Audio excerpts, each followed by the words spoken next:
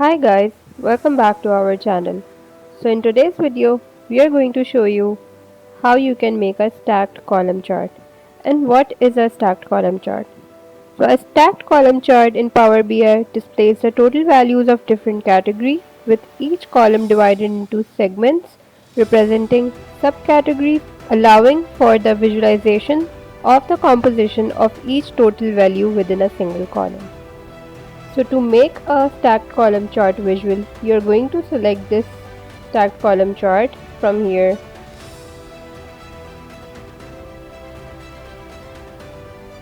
and then you're going to put month in x-axis and sales in y-axis. Here you go, your stacked column chart is ready. You can also customize the chart according to your criteria. So I'm going to change the color of the columns,